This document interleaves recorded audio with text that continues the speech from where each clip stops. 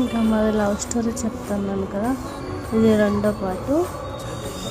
నేను ఎంత బాధ పెట్టినా, ఎంత భావించినా, ఎంత వద్దు నేను చేసుకోనని మందిలో ఉన్నా, ఎక్కడున్నా, ఎవరి దగ్గర ఉన్నా గలీజ్గా తిట్టి పంపించేదాన్ని. అంత పంపించిన అంత చేసిన కానీ మళ్ళీ నువ్వే కావాలి, నువ్వు లేకపోతే నేను లేను అని చెప్పుకుంటూ సంవత్సరం వరకు అలాగే చేస్తూ వచ్చింది.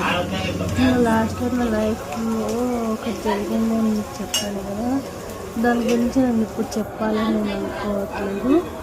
నేను నాకు చెప్పాను కదా, ఎవరైతే మంచిగా ఫాలో అవుతారో అప్పుడు నేను లైఫ్లో ఏం జరుగుతుంది, నేను ఎలాంటి ప్రాబ్లమ్స్ ఎందుకు మళ్ళీ ఎలాంటి సిచ్యువేషన్ అవన్నీ మీకు తర్వాత చెప్తాను. సరే అని మ్యారేజ్ చేసుకున్నాను. చేసుకున్న తర్వాత నేను చేసుకున్నప్పుడు మా ఆయనకు చాలా అప్పులు, చాలా ఇల్లు కూడా లేదు, ఇప్పటికి కూడా లేదు, నాకు ఇల్లు లేదు.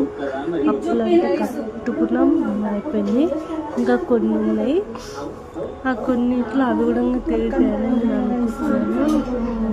అందరూ అందరు చుట్టాలు, అందరు అన్న వాళ్ళంతా చేసిన వాడు అప్పులోడు, వానికి ఇల్లు లేదు, ఏం లేదు, వానికి ఎందుకు ఇచ్చి చేస్తారని అందరూ అన్నారు. అలాగే నన్ను ఎవ్వరు, మా నాన్న కూడా నా పెళ్ళికి రాలేదు.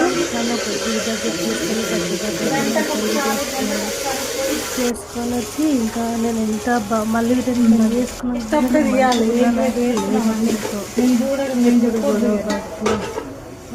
ఇంకా ఏది ఉంటే అది ఎసురు పెట్టేసి కొట్టేదని, సామాన్లైనా ఏదున్నా రిమోట్ ఉన్నా, ఫోన్ ఉన్నా, ఏదున్నా విసురు పెట్టి కొడుతుండే. కానీ అవన్నీ తట్టుకొని సరే ఇష్టం ఏమదే వేసుకుంటే దీనికి జోలికి రాను, కానీ నువ్వు నాకు కావాలని అన్ని ఆ సంవత్సరం అవుతున్నాక మళ్ళీ నెక్స్ట్ సంవత్సరం వల్ల కలిగి పెట్టాను. అలాగే పిల్లలు పడుతూ ఉన్నాక ఇంకా తర్వాత మా వాళ్ళందరూ మనకి ఏది లేదు అది అందరు గలీజ్గా అని ఇంకా గలీజ్గా అంటే వంటి కులం తక్కువడు, అది కులం తక్కువడు అని అది ఇది అని అనేది.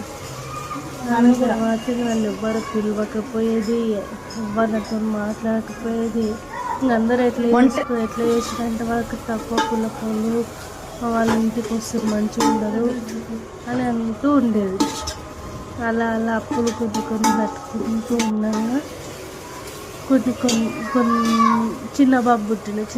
అప్పుడు గొడవలను మర్చిపోయి సరే నా భర్త మంచోళ్ళే, అందరూ అలా ఉండరు అని చిన్న బాబు పుట్టిన తర్వాత ఇంకా చాలా ఇబ్బందులు పడ్డాం.